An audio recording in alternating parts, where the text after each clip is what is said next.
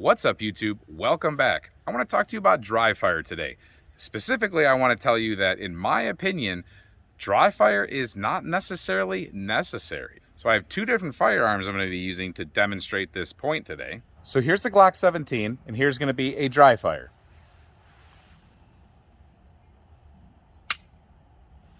You heard a click? Nothing happened because there's no ammo in this firearm. Nothing. So that's a dry fire. Rack the slide back, dry fire again. The cheapest ammo you can get.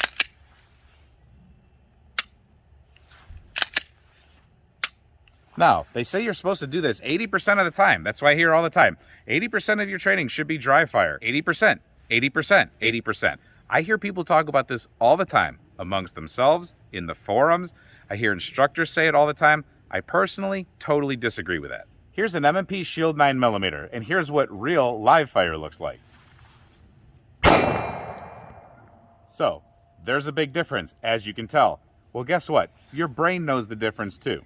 Despite the fact that some humans can be really stupid sometimes, in general, humans are really smart. Our brains are extremely smart, smarter than we give them credit for most of the time. So the reason I say that dry fire is not the best tool for you in your toolbox all the time is because your brain can override this whole mechanism that you're trying to override really fast. It just reverse overrides it. As quick as you program it in, it programs it right back out. Again, in my opinion. So try not to get too mad at me and jump to the comment section and tell me I'm an idiot. Hear me out for a second.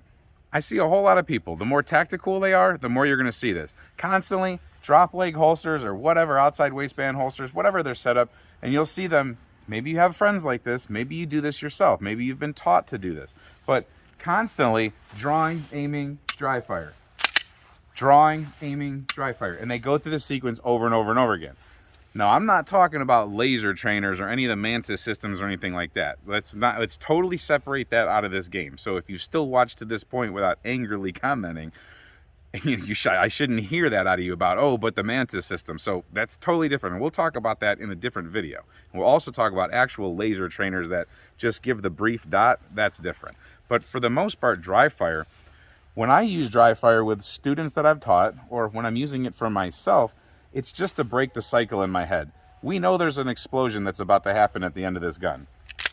So we try to train this out of ourselves by mastering the trigger.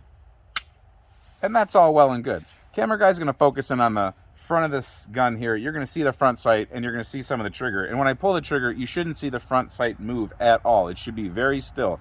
There's gonna be a tiny mechanical bounce, but you're not gonna see a dip or a flip or any craziness like that. So he'll focus in real quick. So with a proper grip and stance, you get your sight alignment, focus on your front sight, get through the safety blade part of that trigger, and you dry fire, and there should be no movement. So you didn't see a dip or anything like that. Again, take up the trigger, and there should be no real movement. There's movement, but not as I break the trigger. Now here's an example of bad trigger control. That would be dropping to anticipate, or heeling the gun up because you're running into it, or getting too much trigger into it, or finger into the trigger and pulling the gun like that. That was really exaggerated, but, or not getting enough trigger finger in there on the trigger and pushing it like that. There's all different kinds of things you can do to make bad shots. But the way to properly take a shot is to have the front sight never move. Again, I said mechanical movement. You'll see a tiny shake. It just happens on these guns, specifically polymer guns. Now we have live ammunition in the gun. I'm going to show you can do the same exact stuff with live ammunition.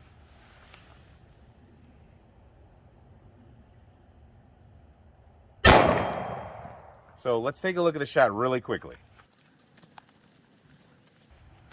That shot went exactly where I wanted it to go. I'm 15 feet off the target. I'm not that far away. So that's not like super impressive or anything, but it demonstrates that with proper trigger control, you can make that front dot go right there. Therefore, the bullet goes right there.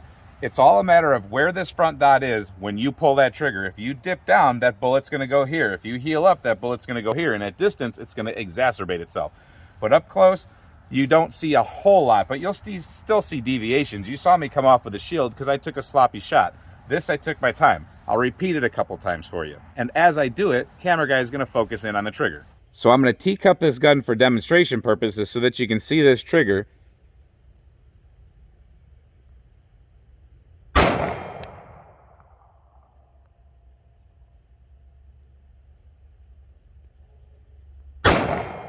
So slow movement through that trigger. Now focus on that front sight and you're going to see it does not move again. So there was no dipping. Let's look at the target real fast. All of them are where they need to be. Now remember, everything happens with this cartridge going bang and this gun reciprocating after you've broken the trigger. So teach your mind that you have to make it through the trigger slowly. So get to the wall and slow. Just don't let yourself rip through the trigger. Creep, creep, creep, creep, creep is the name of the game. And then it just goes off.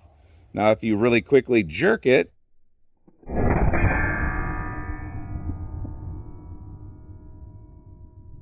watch this. Watch what happened.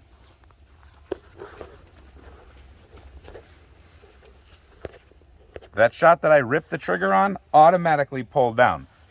Tell your brain, talk to your brain. Tell your brain, I don't want to do this. I want to shoot straight. Now, from what I've seen, from being around a lot of people trying to learn firearms, I've seen an awful lot of people go through an awful lot of dry fire exercise.